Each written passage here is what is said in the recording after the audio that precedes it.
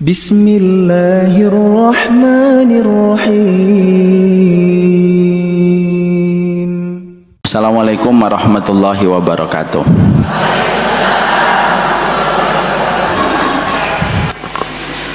Innal hamdalillah wassalatu wassalamu ala Rasulillah wa ala alihi wa sahbihi wa man tabi'ahum bi ihsan ila yaumil qiyamah.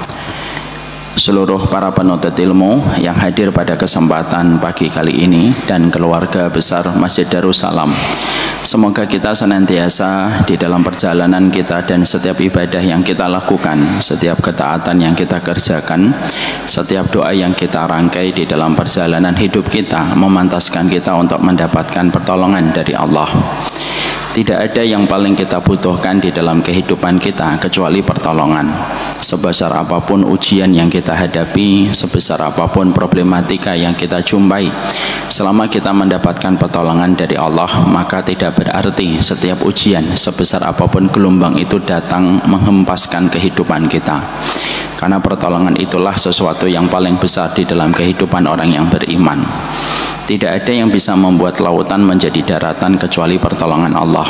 Tidak ada yang mampu menjadikan api menjadi dingin kecuali pertolongan Allah. Tidak ada yang mampu menjadikan seorang wanita yang begitu berat diisolasi, dilempari dengan kerikil sampai melahirkan ketika dia bersandar ke pohon kurma kecuali dia mendapatkan pertolongan Allah. Dan tidak ada satupun yang bisa menjadikan seorang Ismail menjadi domba yang begitu besar kecuali adalah pertolongan Allah. Inilah yang menjadikan kita faham, menghilangkan ujian di dalam kehidupan kita itu mustahil. Tetapi yang kita bisa lakukan adalah memaksimalkan apa yang kita perbuat supaya kita ditolong oleh Allah. Sebesar apapun ujian, selama pertolongan Allah itu datang, maka selama itu Allah akan menyelesaikan setiap masalah yang kita jumpai dan masalah yang kita hadapi. Yang kita takutkan bukan ujiannya, yang kita takutkan kalau di dalam kehidupan kita tidak mendapatkan ujian, kalau di dalam kehidupan kita tidak mendapatkan pertolongan. Inilah yang menjadikan kita begitu kagum ketika melihat saudara-saudara kita di Palestina. Beratnya ujian yang mereka hadapi, turbulensnya itu luar biasa di dalam perjalanan hidup mereka, tetapi kenapa mereka masih bisa tersenyum dalam keridhaan? Mungkin mereka menangis, tetapi menangisnya di dalam keridhaan, karena pertolongan Allah itu begitu besar di dalam kehidupan mereka. Pertolongan itulah yang menjadikan hati mereka lapang, pertolongan itulah yang menjadikan jiwa mereka tenang, dan pertolongan itulah yang menjadikan kehidupan mereka itu berkah. Dan itu berbeda dengan Jepang dan Korea. Mungkin kehidupan mereka maju dengan teknologi, mungkin dunianya mencapai grade 1 dan grade 2, tapi di situ tidak ada pertolongan, sehingga yang kita jumpai banyak masalah kecil itu menghempaskan mereka, dan banyak masalah yang remeh menguburkan mereka, karena mereka sejatinya tidak mendapatkan pertolongan. Inilah yang menjadikan kita tidak boleh menyombongkan diri kita, tidak boleh melangitkan amalan kita, tidak boleh menjumawakan, menyombongkan setiap ibadah yang kita lakukan. Karena sesungguhnya kita paham sekali, sesungguhnya pertolongan itu bertolak belakang dengan setiap rasa tinggi yang dirasakan oleh setiap seorang hamba. Inilah yang menjadikan kita senantiasa memohon kepada Allah, semoga Allah memberikan kepada kita pertolongan dalam setiap perkara. Seorang suami ketika ditolong oleh Allah, sebesar apapun ujian yang dia dapatkan dari istrinya, maka dia tetap ridho dan hatinya tetap lapang.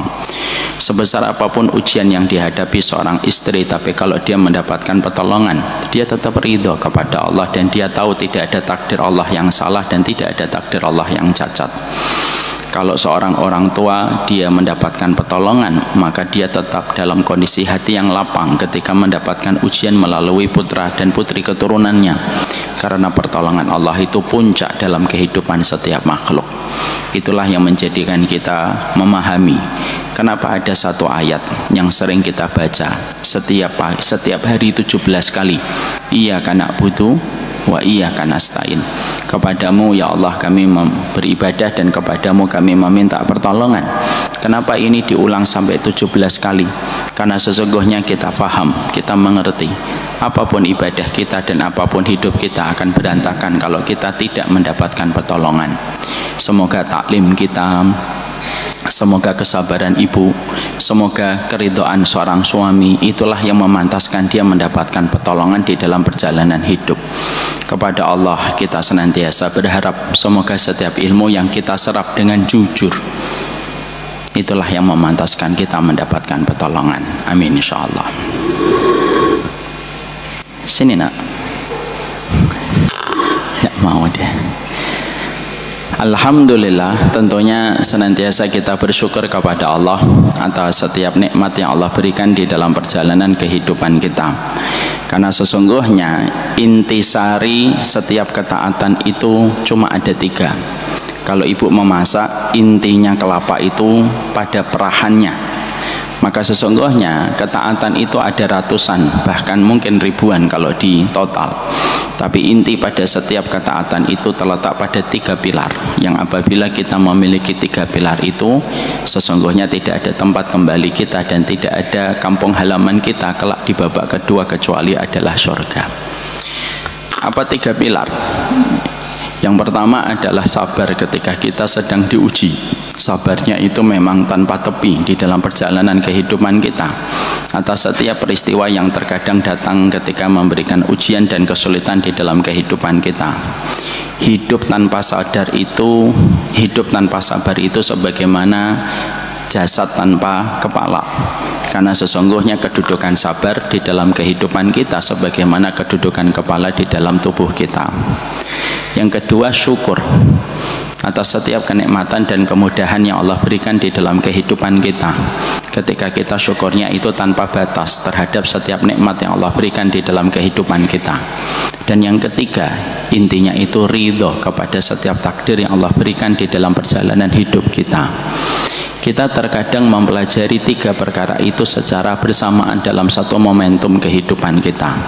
Kadang ketika melihat suami, kita belajar untuk bersyukur. Tapi ketika kita melihat rekening kita, kita belajar untuk bersabar. Tapi terkadang saat itu pula ketika kita melihat anak kita, kita belajar untuk ridho. Dan setiap orang itu beda-beda. Tapi yang jelas 3 perkara itu pasti ditemukan setiap orang dalam satu momentum kehidupannya dan tidak bisa kita paksakan sama setiap orang. Ada seorang teman kita, setiap dia melihat suaminya itu bersabar, tapi setiap melihat rekeningnya dia bersyukur. Saya tidak tahu yang dipilih ibu yang mana. Tapi ada pula ketika dia melihat anaknya itu ridho, dan ada pula yang sebaliknya, melihat anaknya syukur, melihat suaminya sabar, melihat rekeningnya dia ridho. Tapi yang jelas setiap momen kehidupan kita tidak pernah lepas dari perkara itu di dalam perjalanan kehidupan kita. Makanya terkadang ketika pagi kita bersyukur, menjelang siang kita bersabar, ketika malam kita belajar untuk ridho.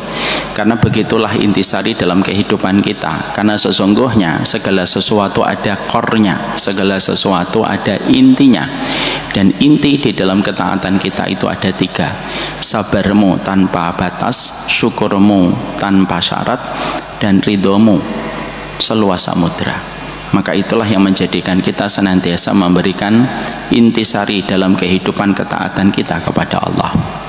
Dan tentunya syukur itu bukan perkara yang ringan, tetapi syukur itu merupakan perkara yang berat. Banyak orang menyangka bahwasanya syukur itu gampang, Ustaz. Makanya ketika ada orang dan seorang ibu diberikan pilihan ganda, kamu milih sabar atau memilih syukur, seketika tanpa kita berpikir panjang kita langsung memilih syukur. Padahal syukur itu berat. Kenapa? Syukur itu long term, adapun sabar itu short term. Kita biasanya itu kalau sabar itu sebentar ketika kita sedang diuji oleh Allah, dan ujian itu tidak pernah sepanjang kenikmatan yang Allah berikan kepada kita. Kalau kita sabar biasanya kapan? Kalau masuk rumah sakit. Kapan kita sabar? Ketika tiba-tiba usaha kita bangkrut. Kapan kita sabar? Ketika tiba-tiba mendapatkan suami kita dan istri kita mengecewakan. Maka disitulah kita belajar sabar. Tapi sabar itu short term, sebentar, dibandingkan dengan kesyukuran yang kita berikan di balik setiap kemudahan yang Allah berikan kepada kita. Syukur itu susah. syukur itu sulit, karena syukur itu panjang. Di balik setiap kelapangan, di balik setiap kemudahan, kita wajib memberikan kesyukuran kita kepada Allah dalam setiap perkara kehidupan kita. Inilah yang menjadikan kita paham, kita tidak mungkin syukur itu secara otomatis. Kita tidak mungkin syukur itu secara laduni, datang tiba-tiba. Tapi syukur itu harus dipelajari dengan ilmu, dikaji, didatangi majelis ilmu, supaya akhirnya hati kita itu mengetahui, supaya hati kita mengetahui bagaimana cara kita bersyukur kepada Allah Subhanahu wa ta'ala atas segala nikmat yang Allah berikan kepada kita. Dan yang paling terpenting Ibu, syukur itu kenapa sulit? Selain dia karena long term, sesungguhnya syukur itu sulit. Kenapa? Syukur itu bukan hanya dituntut pada perkara yang banyak, tapi syukur itu juga dituntut dari kita ketika Allah memberikan kepada kita takaran rezeki yang sedikit. Kalau kita bersyukur karena kita punya 500 miliar, wajar kamu bersyukur. Uangmu 500 miliar, ngasih tukang parkir aja kamu 200.000 misal, maka sesungguhnya itu wajar karena uangnya banyak. Tapi ketika kita cuma mendapatkan 500.000 dan tetap kita bersyukur, itulah yang paling sulit dan itulah yang paling berat. Makanya Ali bin Abi Thalib radhiyallahu anhu ketika beliau ditanya takwa itu apa, beliau menjawab, takwa itu bersyukur pada takaran yang sedikit. Karena sesungguhnya kalau orang itu mampu bersyukur pada takaran yang sedikit, maka dia sejatinya telah sempurna di dalam dia bersyukur. Kalau ibu bersyukur karena mobilnya harganya 50 miliar, ya wajar. Ibu setiap keluar dengan mobil itu dipandang setiap orang dan ibu tidak merasakan apapun di dalam, kecuali kenikmatan. Tapi kalau kita naik angkot Tambun Bekasi, tetapi kita tetap bersyukur, itu yang luar biasa.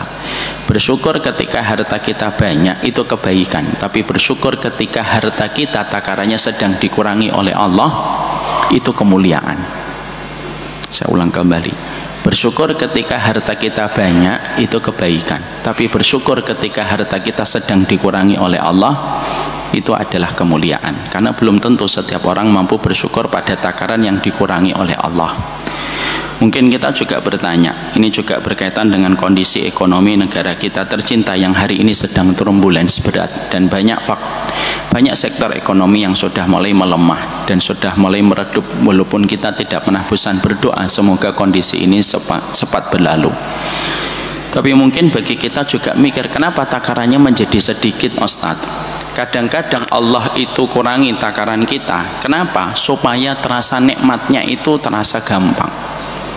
Karena kalau terkadang satu rezeki itu dikurangi oleh Allah, bukan karena Allah tidak mampu memberikan kepada kita semuanya kekayaan, tapi terkadang kalau takaran rezeki ibu dari seorang suami kok berkurang, itu bukan Allah itu benci kepada kita, tapi terkadang ketika takarannya itu berkurang supaya kita gampang merasakan kenikmatan. Karena sesungguhnya kenikmatan itu bukan kepada banyaknya, tetapi terkadang kepada sederhana di dalam takarannya. Ibu makan durian, yang paling nikmat dari makan durian itu apa? Takarannya nggak terlalu banyak. Coba kalau ibu makan durian cuma satu buah, terasa nikmat. Coba kalau kita makan durian 2 truk, maka kita pasti muntah-muntah. Allah terkadang cuma memberikan kepadamu durian supaya kamu tetap merasakan nikmatnya durian. Makanya tidak usah punya kebun durian, malah menanti enak kita. Karena sesungguhnya nikmatnya dunia itu hanya karena takarannya sedikit. Makan soto Kudus itu nikmatnya pada mangkok pertama atau mangkok kelima? Mangkok pertama. Tidak usah dijawab Bu, saya sudah tahu. Itu nikmatnya itu pada mangkok yang pertama. Sehingga ketika pada mangkok yang pertama kita merasakan nikmatnya itu luar biasa. Ketika sudah nambah 3 kali, nikmatnya tetap sama? Enggak Bu. Kenapa Allah jadikan terkadang banyak keluarga mukmin itu hartanya tidak banyak, supaya nikmatnya itu gampang. Kenapa orang-orang mukmin itu tidak semaju ekonominya orang-orang barat Ustaz? Loh, terkadang kalau hartanya sudah terlalu banyak, justru konsep nikmatnya itu jadi rumit. Lihat orang-orang barat yang terbiasa berzina, Bu. Mereka perempuannya sudah begitu gampang untuk didapatkan. Akhirnya konsep zinanya itu sudah mulai membingungkan. Zina tidak bisa 1 orang, harus 3 orang, harus 5 orang bareng-bareng. Naudzubillahi min dzalik. Itu pun belum bisa memuaskan. Sudah terdapat itu perilaku-perilaku yang sudah melampaui batas, yaitu ketika mereka zina sama binatang. Kenapa? Karena nikmat itu kalau terlalu besar, itu justru konsep kenikmatannya jadi rumit. Jadi rumit jadinya. Ibu kalau sudah makan apa saja, itu akhirnya bingung mau makan. Makan apa? Mah, nah itu saya bingung. Karena semuanya sudah kita cobain. Coba kalau terkadang kenikmatan kita tidak terlalu banyak, Bu. Orang yang diet itu makan apa aja enak atau tidak enak? Enak, Bu. Ngalahin orang kaya. Ketika kita makan terus misalkan diet dari gorengan bakwan. Bakwan yang anget tuh, Masya Allah itu. Kayak kemarin saya sudah diet beberapa bulan dari bakwan, tiba-tiba disuguhin bakwan. Nikmatnya bakwan itu karena kita sudah lama nggak mencicipi atau karena terlalu sering mencicipi? Sudah lama nggak mencicipi. Makanya kenapa dunia itu dibuat oleh Allah kayak air? Kenapa Allah memisalkan dan membuat perumpamaan bahwasanya dunia itu kayak air? Air itu kalau pas takarannya dan tidak terlalu banyak, itu nikmat buat kita, Bu. Kalau takaran air itu 1 toren, enak. Kalau takaran air itu 1 ember, enak. Kalau takaran air itu 1 bak, enak, Bu. Tapi kalau takaran airnya itu 1 lantai, terus gimana? Sini banjir, Bu. Enggak, Ustadz, cuma 1 mata kaki doang, tapi lantai 2. Kita enggak terasa nikmatnya. Jadi disitulah kita akhirnya memahami kenapa Allah itu terkadang mengurangi takaran yang Allah berikan kepada kita, Ustadz. Karena sesungguhnya takaran yang Allah sedikitkan kepada kita supaya kita terasa nikmat di dalam perjalanan hidup. Karena dunia itu kalau sudah kita miliki semuanya, rasanya itu biasa. Dunia itu hanya indah pada saat kita belum memilikinya. Dan dunia itu terasa biasa kalau kita sudah menggenggamnya. Ibu misalkan pengen punya rumah ada balkonnya. Wah, indah itu rumah ada balkonnya. Halah, itu karena ibu belum punya. Tapi kalau nanti saya punya rumah ada balkonnya, Ustadz, setiap hari saya akan ngeteh, dzikir pagi. Hai. Coba aja dikasih balkon. Berapa lama dia berada di balkon? Paling-paling sebulan 2 bulan sudah bosan dia dengan balkon itu dan sudah tidak lagi mendatangi balkonnya, ya atau tidak? Kenapa Ustadz tahu? Karena saya pelakunya juga. Saya dulu ngeliat ada balkon, ya Allah indah ya kalau punya balkon. Bangun rumah ada balkonnya, sama aja. Makanya akhirnya disitulah kita akhirnya paham kalau Allah menjadikan kita hartanya kok tiba-tiba berkurang. Tiba-tiba suami ibu ngomong kepada ibu, mah mulai bulan depan kita ikat pinggang kita agak kenceng ya, karena rezeki dari kantor sudah mulai berkurang karena banyak pengurangan karyawan dan gajinya mulai dikurangi. Tidak apa-apa, Bu, walaupun tetap kita meminta semoga kondisi ini dan keadaan ini cepat berlalu. Kita doakan Bapak Presiden, kita doakan seluruh para pembantunya supaya bisa memaksimalkan ekonomi untuk keberkahan warga Indonesia. Tapi bagaimanapun sikap kita untuk memahami tentang kondisi yang sedang terjadi ketika Allah sedang mengurangi takaran kepada kita, itu harus kita mengerti. Makanya kalau kita terkadang itu terbatas, makan di Jaya Bahari aja sudah nikmat, Bu. Kenapa? Karena nikmatnya dunia itu bukan pada takaran yang banyak, tetapi pada takaran yang sedikit. Itulah yang menjadikan kita senantiasa tetap menata kesyukuran kita. Dan kita berdoa, semoga kita bukan hanya bersyukur ketika mendapatkan yang banyak, tapi kita bersyukur ketika kita mendapatkan rezeki yang sedikit. Bersyukur ketika mendapatkan rezeki yang banyak itu kebaikan, tapi bersyukur ketika mendapatkan rezeki yang sedikit itu kemuliaan. Bukan bahagia yang menjadikan kita bersyukur, tetapi bersyukurlah kita akan dibahagiakan oleh Allah di dalam kehidupan dunia dan akhirat kita. Amin. Ibu dan seluruh jamaah yang semoga Allah rahmati, saya minta izin pada kesempatan hari ini kita tidak melanjutkan materi 175 jalan ke surga. Khusus hari ini kita membahas materi tematik sebagai bagian untuk refreshing dan bagian untuk menyegarkan pikiran kita, supaya pembahasan kita tidak melulu sama di dalam pembahasan setiap bulannya. Ini hanya bersifat refreshing, ini hanya bersifat penyegaran. Insya Allah bulan berikutnya kalau materi tematik ini sudah selesai, baru kita lanjutkan materi buku yang akan kita bahas, insya Allah. Ibu yang semoga Allah rahmati dan Allah berkahi,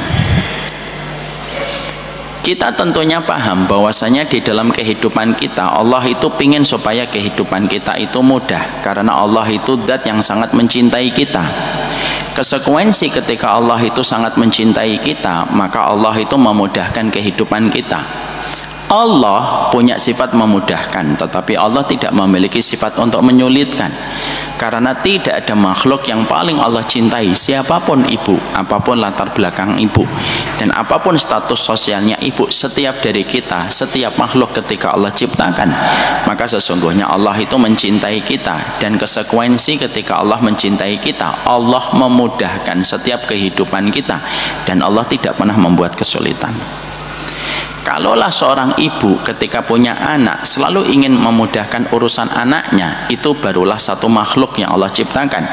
Dan Allah adalah pencipta dari setiap ibu di timur dan barat, untuk menjelaskan betapa sempurnanya kasih sayang Allah kepada manusia, dan tidak ada yang meragukan kasih sayang Allah kecuali mereka telah terjerembab kepada bisikan setan. Karena sesungguhnya Allah itu sangat mencintai kita, melebihi siapapun di atas muka bumi ini. Cintanya ibu kepada saya dan cintanya saya kepada anak saya tidak akan pernah mampu mengalahkan cintanya Allah kepada anak saya dan cintanya Allah kepada saya. Cinta besarnya ibu kepada saya, setiap hari dulu beliau nelpon, sampai tidak pernah satu jeda hari pun kecuali beliau menelpon. Cintanya beliau kepada saya tidak akan pernah sebanding dengan cintanya Allah kepada saya, karena Allah itu merupakan zat yang sempurna di dalam kasih sayangnya, sempurna di dalam cintanya kepada setiap makhluknya. Itulah yang menjadikan kita harus memahami. Allah menyampaikan di dalam surat Al-Baqarah 185, yuridullahu bikumul yusra wa la yuridu bikumul usra. Allah itu menginginkan mudah dan Allah tidak pernah menginginkan yang sulit, karena sesungguhnya kemudahan itu merupakan konsekuensi dari sifat rahmannya Allah. Dan ketika Allah itu memiliki sifat Ar-Rahman yang maha penyayang, maka tercermin bagaimana Allah itu memudahkan di dalam setiap kehidupan kita. Ibu ketika wudhu dalam kondisi sakit, silakan untuk tayamum.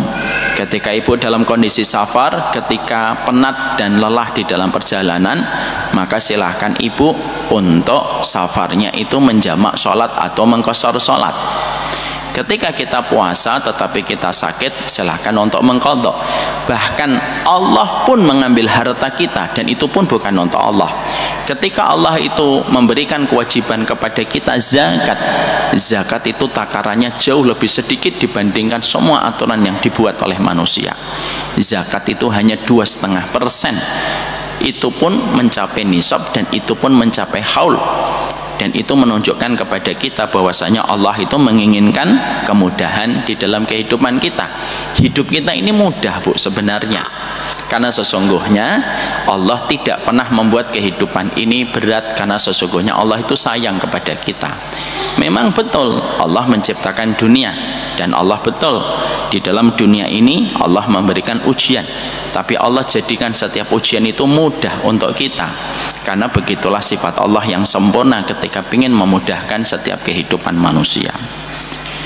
Tapi ketika kita sudah sepakat di dalam surat Al-Baqarah 185 bahwasanya kehidupan kita dimudahkan oleh Allah, pertanyaannya, tapi kenapa ada sebagian manusia itu yang terkadang mengalami kesulitan di dalam kehidupan dan mengalami berbagai macam perkara yang berat yang dia temukan di dalam perjalanan hidupnya? Katanya Allah menginginkan mudah, tapi kenapa yang saya hadapi dan saya temui di dalam perjalanan hidup saya mendapatkan kesulitan dan sesuatu yang berat? Disinilah kita harus paham, kalau ada sesuatu yang terjadi pada kehidupan kita di mana Allah sudah memproklamirkan di dalam firman-Nya, yuridullahu bikumul yusra, kepada kita selaku manusia, tetapi manusia itu tiba-tiba mendapatkan kesulitan dan mendapatkan keberatan di dalam persoalan hidupnya, maka yang salah bukan Allah. Pasti yang salah itu manusianya ketika mereka melakukan sesuatu dari prosedur yang tidak dilakukan sebagaimana yang diberikan. Kalau kita melakukan sesuatu yang tidak sesuai dengan prosedur yang Allah berikan di dalam kehidupan kita, maka disitulah perkara dan perbuatan yang kita lakukan ketika tidak sesuai dengan prosedur, itulah yang terkadang tanpa kita sadari bahwasanya perkara itu menghadirkan berbagai macam kesulitan di dalam kehidupan kita, karena sesungguhnya apapun yang kita perbuat itu saling berkaitan dan tidak ada yang terputus. Ibu, kita harus paham, kehidupan itu algoritmanya itu jelas dan pola patternnya itu jelas dan saling berkaitan dan tidak pernah terputus.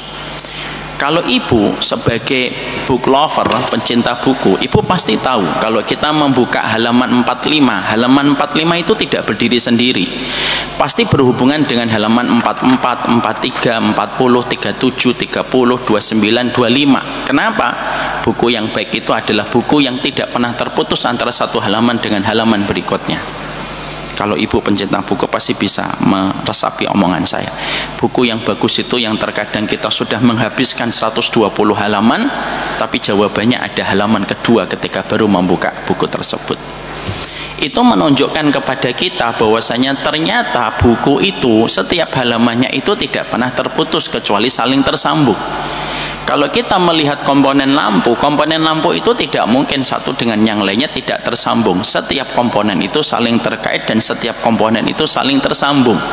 Dan tidaklah sesuatu terjadi dalam kehidupan lampu kecuali pasti ada sesuatu yang terputus, sampai akhirnya lampu itu tidak bisa untuk menyalakan pijarnya dan tidak bisa memberikan cahayanya karena ada sesuatu yang terputus ketika tidak tersambung. Inilah pula yang menjadikan kita harus paham, kalau kehidupan kita sudah dijelaskan oleh Allah bahwasanya kehidupan manusia itu adalah kemudahan dan Allah tidak pernah menginginkan kesulitan di dalam kehidupan kita, mari kita mencoba untuk memahami apa perkara yang harus kita evaluasi kalau tiba-tiba kehidupan kita mendapatkan kesulitan.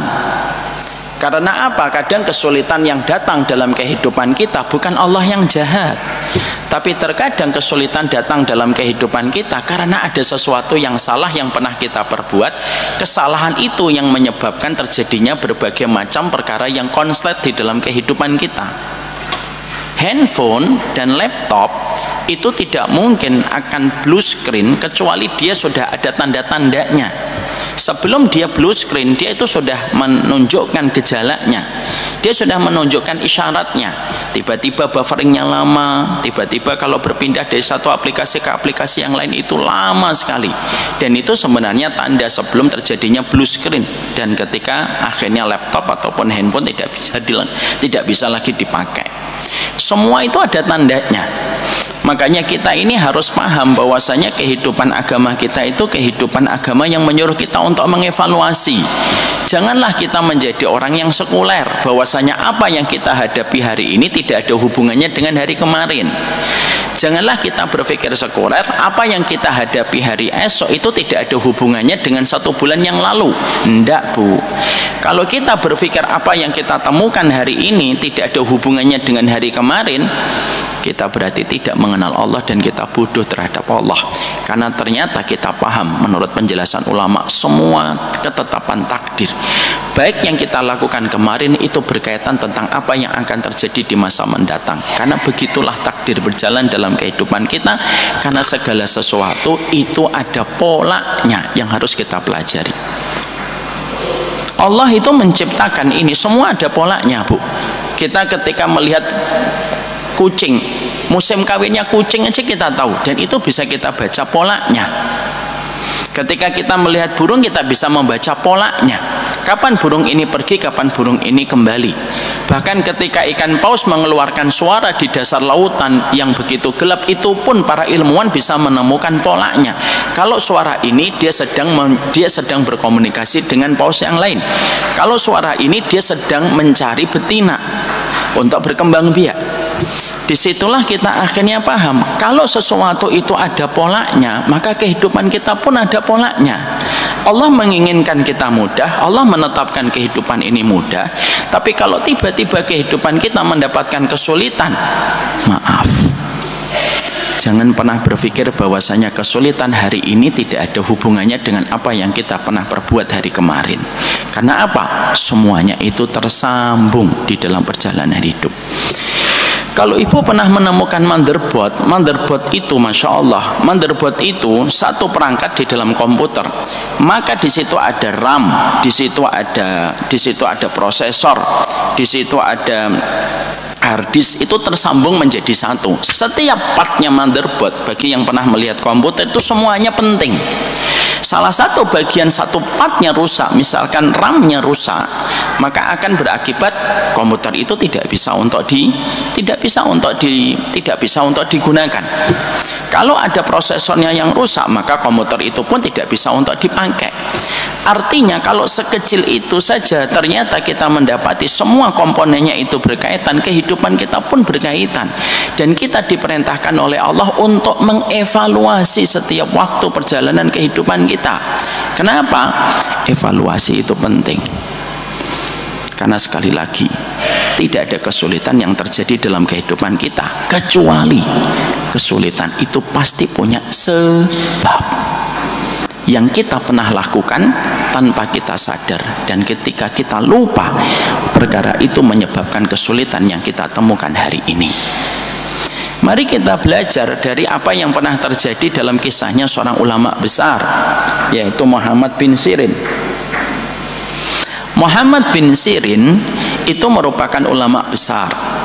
Beliau ibu pernah pada satu waktu beliau terlilit utang pada usianya yang tidak lagi muda. Ketika Muhammad bin Sirin terlilit utang ketika usianya tidak lagi muda pada saat itu, Muhammad bin Sirin akhirnya karena tidak bisa membayar utang, akhirnya ditangkap, dijebloskan ke penjara. Setelah beliau dijebloskan ke penjara, apa yang dilakukan Muhammad bin Sirin pertama kali? Dia tidak langsung menepuk dadanya, tidak langsung mengatakan bahwasanya dirinya itu sedang diuji oleh Allah karena imannya tinggi. Muhammad bin Sirin tidak melakukan itu. Muhammad bin Sirin ketika dijebloskan ke penjara, maka pertama kali yang difikirkan oleh Muhammad bin Sirin itu adalah, saya dosa apa sampai akhirnya saya tidak bisa membayar hutang. Maka di balik jeruji besinya, Muhammad bin Sirin membuka lembaran memori-memori di dalam perjalanan hidupnya untuk mengecek apa yang pernah dilakukan yang sampai menyebabkan dia dijebloskan ke penjara gara-gara tidak bisa membayar utang. Memori kejadian 1 tahun sebelumnya dibuka sama Muhammad bin Sirin, tidak ketemu. 2 tahun sebelumnya tidak ketemu. 3 tahun sebelumnya tidak ketemu. Dan ibu tahu kemana memorinya akhirnya mendarat? Memorinya mendarat ke peristiwa 40 tahun yang lalu. Apa peristiwa yang mendaratkan memorinya Muhammad bin Sirin ketika berada di dalam jeruji besi? Dia pernah ketika masa muda, dia pernah punya temannya terlilit utang. Ketika temannya terlilit utang, maka dia membulinya dalam tanda petik dan mengatakan kepada temannya yang terlilit utang, "Ya gharim, orang yang banyak utang." Perkataan itu ternyata sudah naik ke langit, menempel di pintu-pintu langit dalam versi bahasa saya. Dan akhirnya itu kalimat itu turun kepada Muhammad bin Sirin setelah 40 tahun. Dan akhirnya Muhammad bin Sirin pun menghadapi situasi yang sama. Dia terlilit hutang dan tidak bisa membayar hutangnya dan dijebloskan ke penjara. Hati-hati ya Bu, kalau ibu mendapati ada seseorang terjebak pada dosa, jangan disudutkan dan jangan dibuli. Karena ibu akan diuji dengan dosa yang sama dan belum tentu ibu berhasil melewati dosa itu, sebagaimana ibu, teman ibu yang ibu bully juga tidak berhasil melewati dosa itu. Contoh, ada temannya selingkuh. Suaminya sudah baik, tampan, sekali gesek 500 juta, masih aja selingkuh. Hati-hati ibu. Ibu akan diuji dengan dosa yang sama dan belum tentu nanti bisa melewatinya. Tapi disitulah kita akhirnya paham, berarti dalam kehidupan kita itu diperintahkan oleh Allah di dalam perjalanan hidup, bahwasanya apa yang terjadi pada kehidupan kita itu selalu bersambung. Kalaulah buku setiap halamannya itu ada keterkaitan dan tidak mungkin terputus antara satu halaman dengan halaman berikutnya, kehidupan kita itu mustahil terputus. Sehingga apa yang kita temukan pada hari ini itu harus menjadikan kita senantiasa untuk mawas diri. Karena tidaklah musibah apapun, kesulitan yang Allah kirimkan di dalam kehidupan kita, kecuali setiap kesulitan dan musibah yang kita temukan di dalam perjalanan hidup itu disebabkan karena apa yang pernah kita perbuat. Mari kita buka surat Asy-Syura 42 ayat 30. Dibaca Ibu. Surat Asy-Syura 42 ayat 30. Sini saya.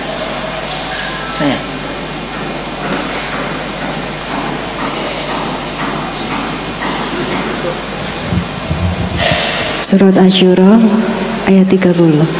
Dan musibah apapun yang menimpa kamu adalah karena perbuatan tanganmu sendiri, dan Allah memaafkan banyak dari kesalahan-kesalahanmu.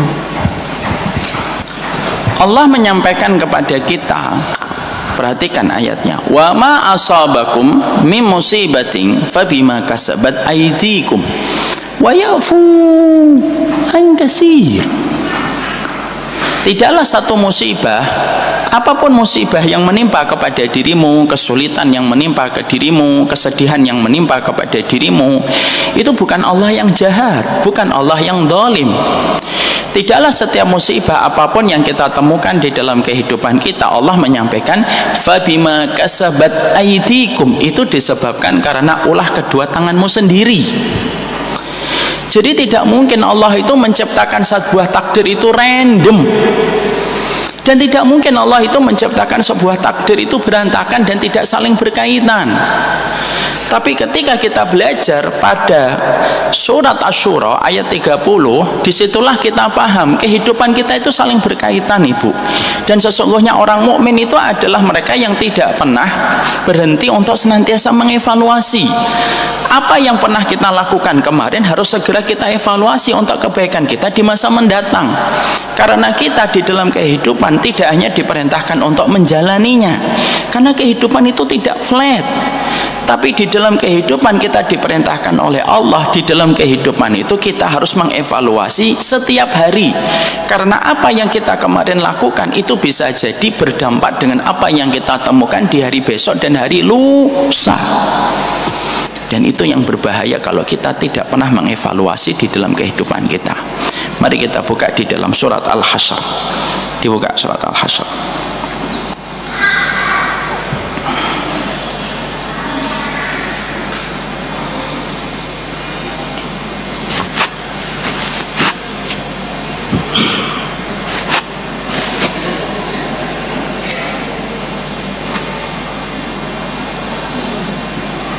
Ketemu ayat 18.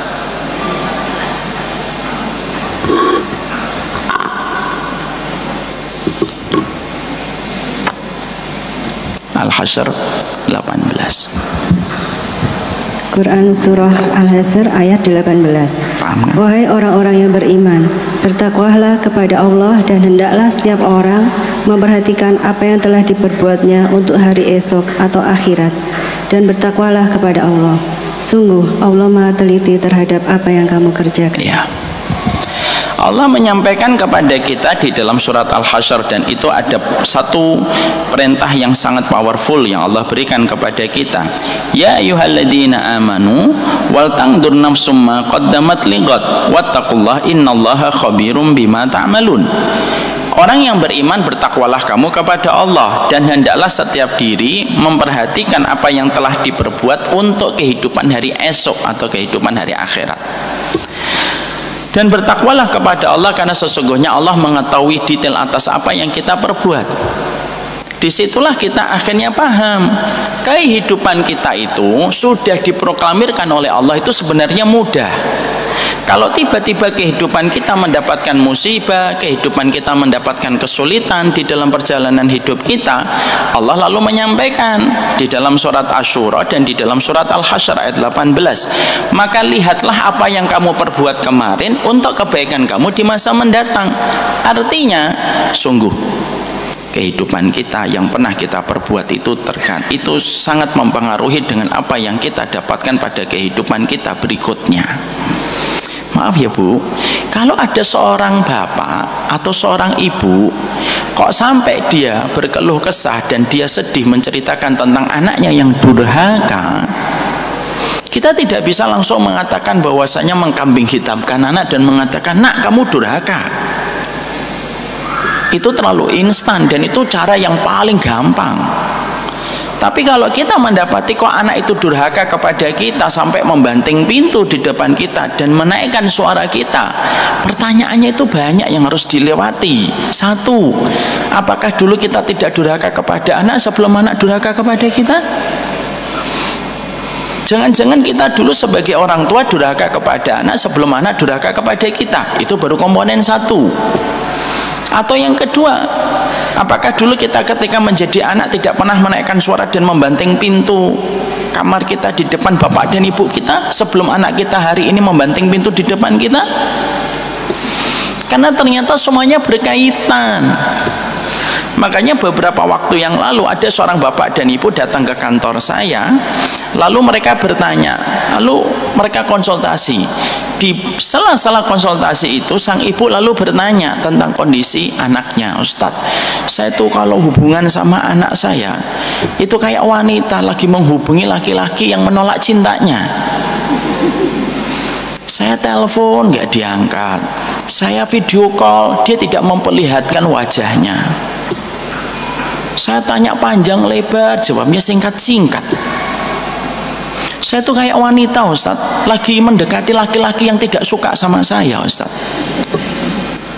Ketika pertanyaan itu disampaikan kepada saya, ibu tahu apa respon saya?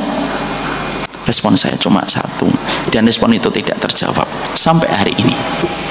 Karena respon itu menjadikan suaminya dan menjadikan saya mendekatkan tisu, suaminya mengambilkan tisu. Apa respon saya? Sedekat apa ibu dulu sama mamahnya? Pertanyaan itu tidak dijawab. Sampai akhirnya pulang, saya tuh nggak membuka lagi pertanyaan itu. Itu menjelaskan kepada kita bahwasanya kehidupan kita itu saling berkaitan. Kalaulah kita menjadi orang tua tidak pernah memberikan telinga kita untuk anak, jangan ngarepin anak akan mengasih telinganya untuk kita di masa kita nanti tua. Pas ini pas dia saya aja.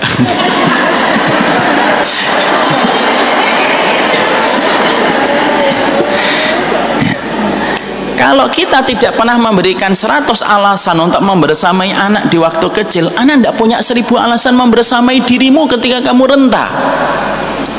Karena dia tidak punya lingkaran memori. Lingkaran memori itu penting, lebih penting daripada lingkaran nafkah. Tapi semuanya berkaitan. Kita tidak bisa itu menerjemahkan apa yang terjadi dalam kehidupan kita lalu tidak ada hubungannya dengan apa yang terjadi pada kehidupan kita sebelumnya. Apapun itu saling berkaitan Ibu. Kenapa Ibu sekarang dapetin, kenapa kita sering hujan Ustadz padahal ini musim kemarau? Itu ada kaitannya. Terjadi badai di daerah Australia menjadikan angin kencang dan lumayan panas datang ke Indonesia. Air lautan itu mendidih dan akhirnya menguapkan dan akhirnya banyak terjadi hujan di musim kemarau. Nggak tahu kan? Nggak tahu karena scrollingnya Ibu entertain. Saya pernah umroh, dinginnya luar biasa, dan itu ternyata sebenarnya bukan musim dingin, tapi saat itu musim dingin. Lalu ternyata ada jamaah saya dari Eropa, dia berangkatnya dari Eropa, langsung datang ikut saya pas waktu umroh. Dia cerita, ini efek dari badai dingin di Eropa, Ustaz. Ternyata itu sampai ke daratan Saudi. Artinya semuanya itu berkaitan. Paham dong, isyarat itu paham. Makanya ada satu kaidah indah di dalam kehidupan bahasa Arab. Al-labibu bil isyarati yafham. Orang pintar itu paham isyarat. Orang pintar itu paham isyarat. Makanya maaf ya Bu, ini contoh kasusnya. Kalau ibu di rumah kok suaminya megang-megang lutut, itu sebenarnya isyarat. Pengen dipijitin sama ibu. Jangan Mbak tidak paham isyarat. Kenapa Pak megang lutut? Asam urat ya, asam urat. Jadi ya. Sama pula suami pun juga harus paham isyarat. Ketika istrinya ngomong bosan makan di rumah, suaminya jangan ngomong ya sudah makan di teras, lu makan di teras. Nah, paham itu. Ini namanya adalah isyarat. Karena kehidupan itu selalu bersambung, jangan sekuler. Orang sekuler itu gimana sih? Orang sekuler itu yang mereka tidak menangkap setiap peristiwa itu dihubungkan semuanya kembali kepada Allah, dan dihubungkan segala sesuatu kembalinya kepada Allah. Loh, seorang Fudail bin Iyad ketika melihat tikus, yang dilakukan oleh Fudail bin Iyad itu apa? Ini karena kemaksiatanku. Itu orangnya tidak sekuler itu kayak gitu. Kayak Nabi Muhammad ketika melihat angin kencang dikit, Nabi Muhammad itu takut. Bukan karena Nabi itu penakut. Tanya sama orang Romawi dan Persia itu gimana gagahnya Nabi kalau sudah perang. Tapi Nabi itu takut sama Allah. Kalau ada angin kencang dikit, Nabi itu duduk berdoa. Doanya gimana? Allahumma inni as'aluka khairaha wa khaira ma fiha wa a'udzubika min syarriha wa syarri ma fiha. Ya Allah, aku minta kebaikan angin ini dan kebaikan yang Engkau anugerahkan di dalamnya. Dan aku berlindung ya Allah dari keburukan angin ini dan keburukan yang di dalamnya. Angin saja bertiup itu Nabi itu menangkap isyarat. Makanya Nabi itu kalau mendung, Nabi itu paling takut mendung, Bu. Kalau kita kan seneng kan, mah mendung mah buat teh mah sama pisang goreng. Insya Allah, itulah umat Nabi Muhammad. Loh, Nabi itu mendung itu takut. Dalam hadis riwayat Muslim, Nabi itu kalau lihat mendung, akbala wa adbara, adbara wa akbala, akbala wa adbara, kata Ibunda Aisyah. Nabi itu kalau mendung itu, kata Ibunda Aisyah yang memberikan testimoni paling jujur. Anis review tentang kehidupan Nabi itu Aisyah. Nabi Muhammad itu kalau mendung paling takut, ke depan, ke belakang, ke depan, ke belakang, ke depan, ke belakang, ke depan, ke belakang. Sampai akhirnya Ibunda Aisyah itu berkata, ya Rasulullah, innan nasa farihu bil ghaim bima ja'a fihi minal matar. Ibu tahu artinya? Enggak, insya Allah. Maka Ibunda Aisyah itu ngomong sama Nabi, ya Rasulullah, kenapa engkau itu dalam kondisi sedih, takut? Orang tuh biasanya kalau melihat mendung seneng ya Rasulullah. Bima ja'a fihi minal matar, karena mendung itu membawa hujan. Apa jawaban Nabi? Apakah setiap yang mendung itu berarti hujan? Ini bukan lirik lagu. Yang paham berarti fix Anda tahun 80 lahirnya. Fix. Maka sesungguhnya Nabi langsung membacakan satu ayat di dalam surat Al-Ahqaf. Falamma ra'awhu 'aridan mustaqbila awdiyatihim qalu hadza 'aridun mumtirna bal huwa mastajaltum bih rihun fiha adzabun alim tudammiru kulla syai'in bi amri rabbiha. Kamu apa lupa wahai Aisyah, kaum Ad itu ketika melihat mendung pun sama senang. Wah, mendung, bentar lagi hujan. Ternyata mereka tidak sadar bahwasanya mendung hitam yang menggelayut di atas langit itu adalah di dalamnya azab yang pedih yang membinasakan mereka. Ini namanya orang yang ngerti. Makanya akhirnya kalau kehidupan kita kok sekarang susah ya Ustadz. Susah itu bukan sekedar ini musibah dan bukan hanya sekedar ini ujian, tapi pasti ada perkara-perkara yang kita lakukan yang kita kurang untuk mengeceknya. Pada terminal ini kita kurang mengeceknya. Tidak rapinya kita dalam 4 perkara menyebabkan tidak rapinya kualitas kita di dalam kehidupan. Berantakan kita dalam 4 perkara itu menyebabkan kita berantakan dalam kualitas kehidupan. Dan itulah yang menjadikan kita harus mengerti apa itu 4 cek dalam kehidupan kita Ustadz, supaya kita tahu jangan-jangan kesulitan yang kita rasakan hari ini karena kita tidak pernah memberikan pengecekan pada terminal-terminal kehidupan kita. Saya sudah ke terminal Ustadz, bukan terminal itu Ibu. Maka sesungguhnya ada 4 terminal yang harus kita cek kalau ternyata terjadi sesuatu di dalam kehidupan kita. Apa 4 terminal itu? Yang pertama, dia mau minum. Yang pertama,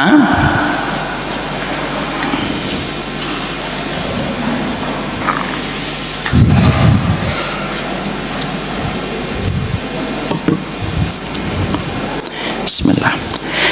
Yang kita harus pahami, yang pertama, yang penting yang kita harus mengerti, bagaimana kita mengecek hubungan kita dengan Allah. Inilah yang menjadikan kita paham bahwasanya termasuk di antara perkara yang kita harus selalu untuk mengevaluasi, memperhatikan, melihat bagaimana kualitasnya dan menjumpai bagaimana setiap kerapiannya. Maka hendaklah kita itu harus memahami dan haruslah kita mengetahui. Dan haruslah kita memahami dan haruslah kita mengetahui bagaimana hubungan kita dengan Allah. Dan perhatikan, terminal hubungan kita dengan Allah itu ada 3 pembagian, ada 3 varian. Tulis dulu, nanti saya terangkan satu-satu. Pertama,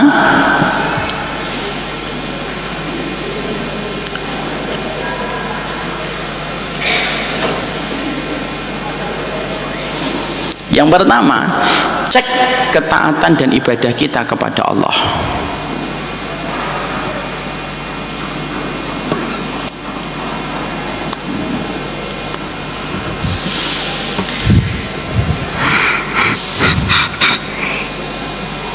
Yang kedua, cek hubungan harta yang Allah berikan kepada kita.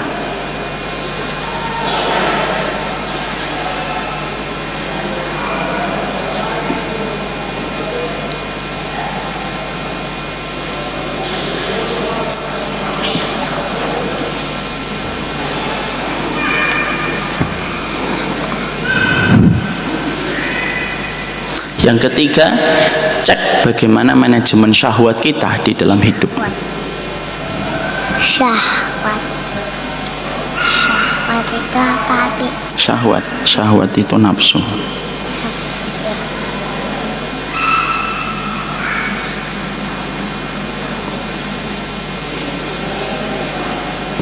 Sudah? Ya. Kita cek yang pertama, Ibu. Kita tentunya paham tidak ada yang mengetahui kita kecuali adalah Allah. Tidak ada yang mengetahui Honda kecuali adalah dealer Honda. Tidak ada yang mengetahui Suzuki kecuali adalah dealer Suzuki. Dan tidak ada yang mengetahui kita kecuali adalah penciptanya kita, dan itu adalah Allah.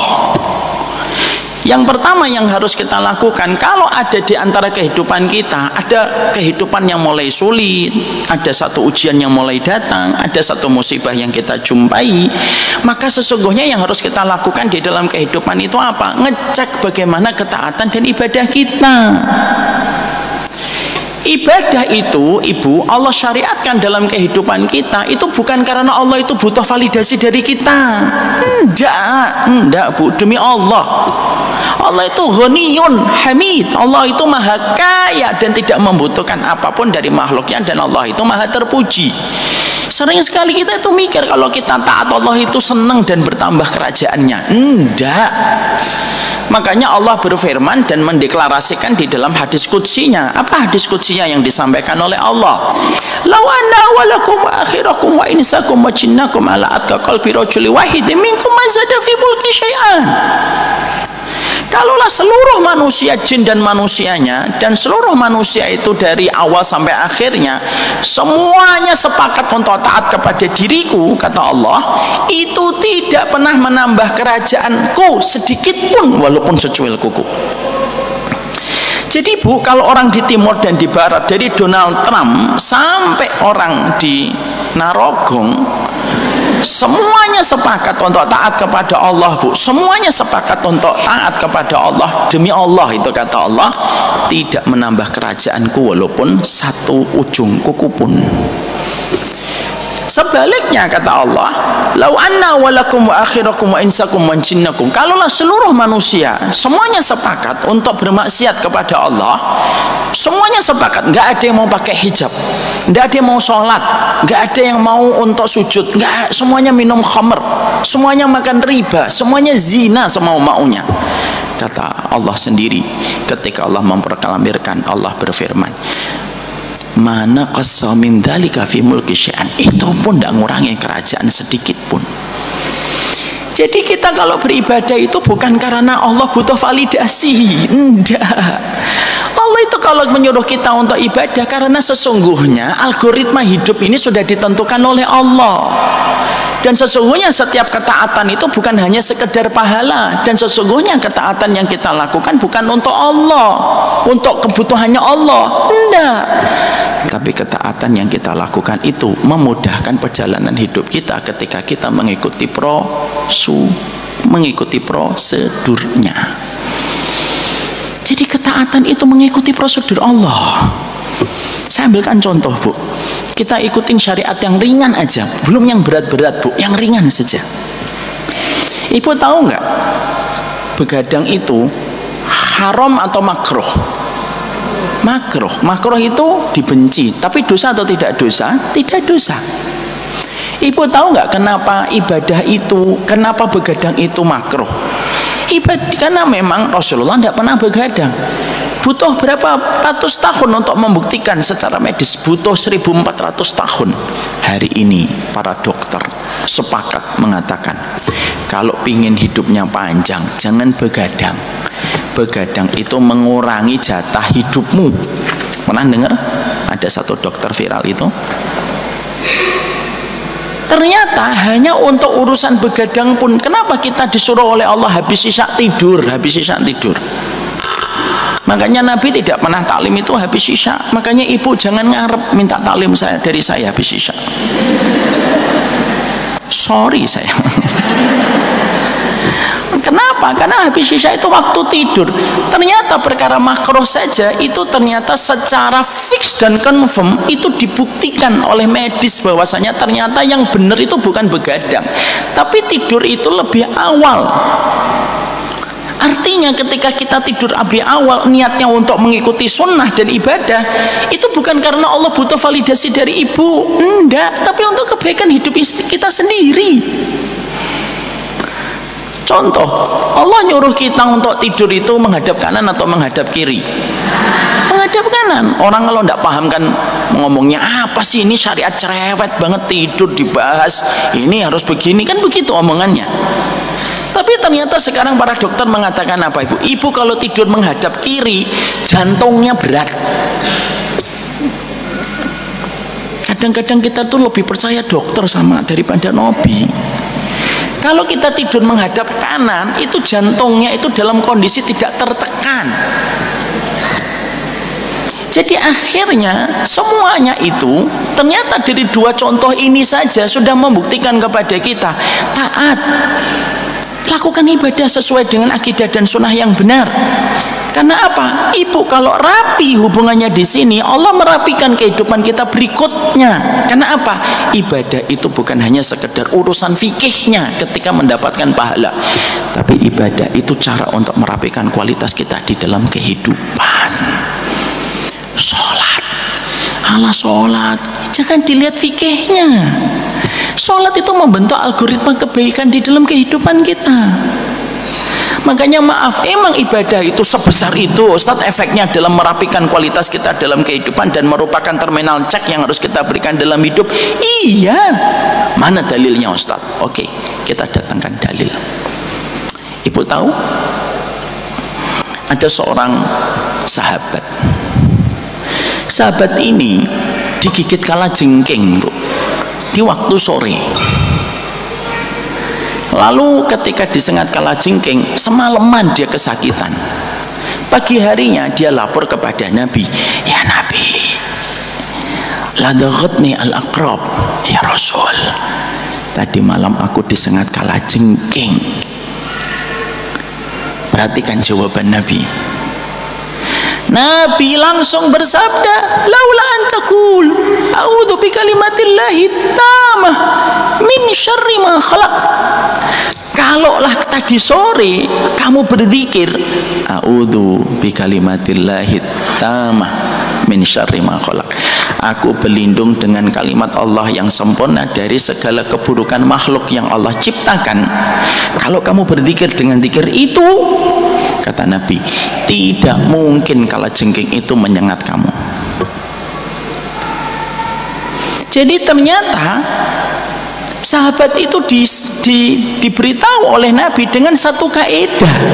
Ternyata kamu tidak akan disengat kalajengking kalau kamu taat di dalam lisanmu. Ketika kamu mengucapkan a'udzu bikalimatillahi tammah, Allah yang akan pindahkan kalajengkingnya, Allah yang akan pindahkan ularnya, Allah yang akan pindahkan binatang-binatang berbahayanya. Itu menunjukkan kepada kita bahwasanya merapikan ketaatan itu termasuk di antara perkara yang harus kita perhatikan. Ustadz, taat sama Allah itu lelah Ustadz. Loh, lebih lelah lagi kalau ibu itu jauh dari Allah dan tidak taat kepada Allah. Hidup sehat itu lelah, tapi hidup sakit itu juga lelah. Sama, Bu, orang yang jauh dari Allah apa enggak lelah? Lelah, Bu. Dia pergi ke diskotik, terus kemudian joget-joget, nyawer. Emang enggak lelah? Lelah, Bu. Letih mereka itu. Dan kalau ada orang pergi ke tempat hiburan itu berarti dia tidak bahagia. Kenapa?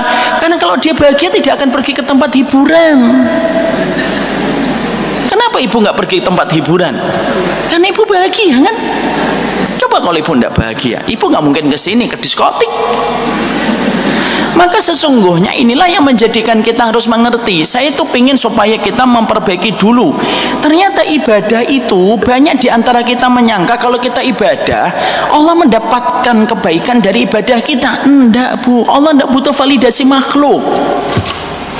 Allah itu terkenal dengan sifatnya yang sering diulang-ulang oleh Allah dalam banyak ayat. Ghaniyun Hamid.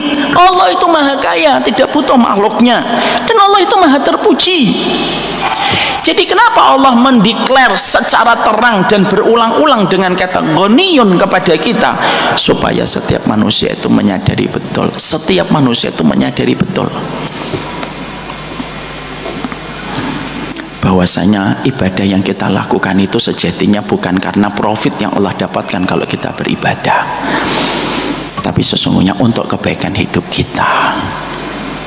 Makanya apa wasiatnya malaikat Jibril? I'malu ma syi'tum. Kalau mau kamu beramal silahkan beramal apa saja, tapi masing-masing ada tanggung jawabnya. Makanya akhirnya ketaatan itu kita lakukan di dalam perjalanan hidup itu karena pada dasarnya itu akan merapikan kualitas kehidupan kita di dalam perjalanan hidup kita. Ada dalil yang kedua, Bu. Dalil yang kedua apa? Dalil yang kedua itu Nabi Sulaiman.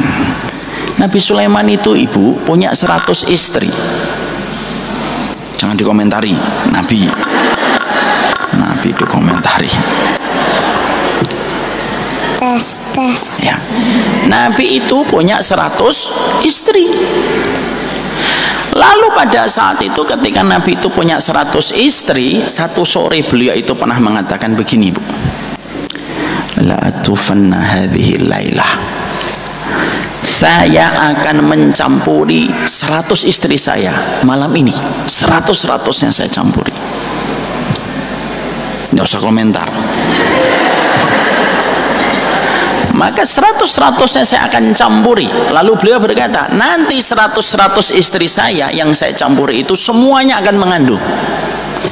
Nanti 100-100-nya mengandung, 100-100-nya anak laki-laki, 100-100-nya anak laki-laki, 100-100-nya solih, 100-100-nya solih, 100-100-nya akan berjuang untuk membela kalimat Allah. Hanya pada saat itu Nabi Sulaiman lupa mengatakan insya Allah. Karena Nabi Sulaiman lupa untuk mengatakan insya Allah, ibu, apa yang Allah berikan kepada Nabi Sulaiman? 100 istrinya tidak ada yang hamil.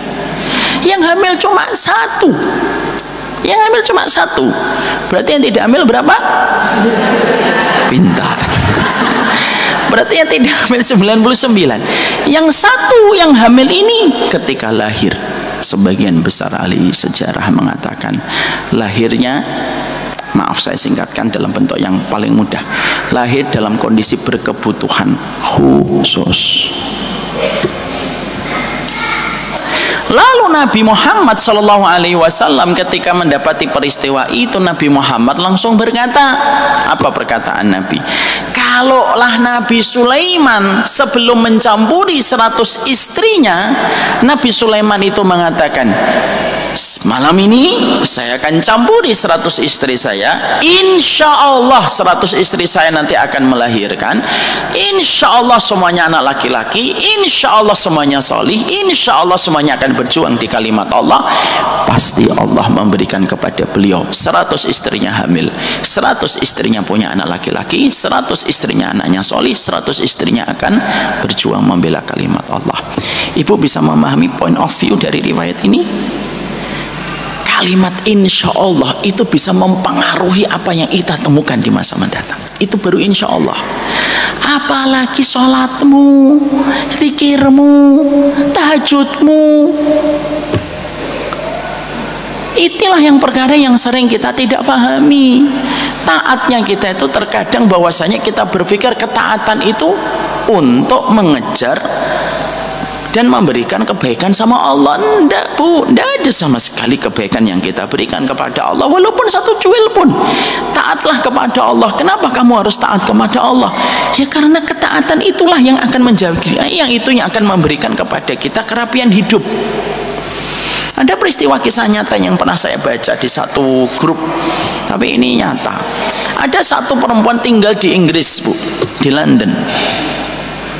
Lalu ada satu peristiwa yang membuat kita itu betul-betul memahami bahwasanya karomah itu masih ada. Karomah itu masih ada. Yaitu ketika ada segerombolan laki-laki preman, pada satu malam ketika mereka sedang mabuk, lewatlah satu perempuan, qadarullah perempuan ini berhijab. Ketika perempuan itu berhijab ngelewatin kerombolan preman yang sedang mabuk itu, para premannya itu melipir, bu, dan tidak sama sekali flirting, tidak sama sekali menggoda, tidak sama sekali. Laki-laki preman-preman itu menepi, melipir dia dan membiarkan perempuan itu lewat. Tidak lama setelah dia lewat, ada perempuan yang tidak pakai hijab karena bukan seorang muslim lewat, dan ketika lewat terjadilah pemerkosaan.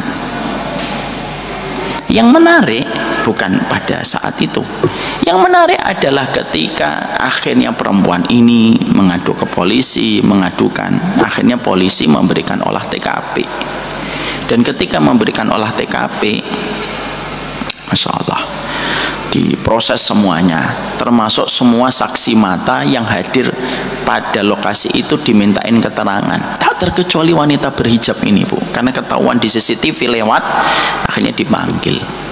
Ketika dipanggil, yang paling unik itu apa? Wanita ini lalu dihadapkan kepada wajah-wajah preman itu. Apakah dia mengenali wajah-wajah preman ini yang malam itu sedang nongkrong di jalan itu, tempat terjadinya pemerkosaan? Maka wanita berjilbab itu berkata, iya, saya kenali mereka. Mereka ada dan mereka dalam kondisi mabuk. Polisinya nanya, apakah mereka mengganggumu? Enggak sama sekali. Lalu akhirnya wanita itu tidak mendapatkan hukuman apapun. Tapi polisinya bertanya kepada preman-preman itu, kenapa ketika perempuan ini lewat kalian tidak mengganggunya, tapi ketika perempuan yang kedua ini lewat kalian mengganggunya dan memperkosanya, padahal secara fisik sama-sama menawan. Apa jawaban dari preman itu? Kisah ini viral, Bu. Preman itu berkata, karena sesungguhnya ketika lewat itu perempuan yang pertama, kami melihat ada satu makhluk yang besar yang ada di belakangnya, yang menjadikan kami berpikir, ini siapa orang kok sampai bodyguardnya sebesar itu, dan menjadikan kami tidak berani untuk mengganggunya. Dan baru nafsu kami itu terlampiaskan setelah lewat perempuan tadi bersama bodyguardnya, lewatlah perempuan yang kedua. Perempuan yang berjilbab itu ditanya lagi, ibu ketika ngelewatin tempat itu bersama siapa? Tidak bersama siapa-siapa. Inilah yang dinamakan dengan harga ketaatan. Jadi inilah yang menjadikan kita harus memberikan kepada pikiran kita yang benar. Frameworknya ini harus benar. Kita taat itu karena ketaatan itulah yang akan memberikan kualitas kita dalam hidup.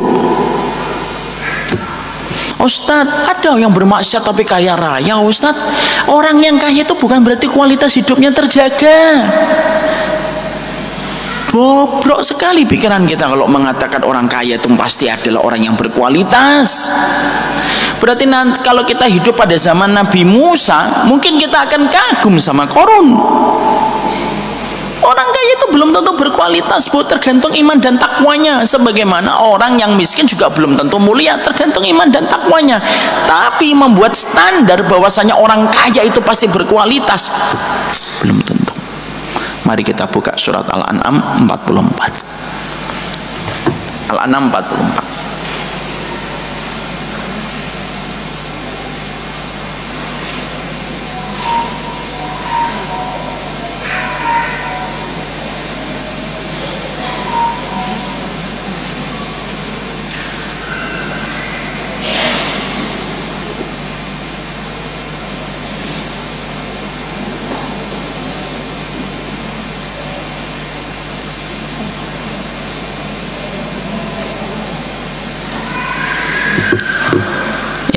Baca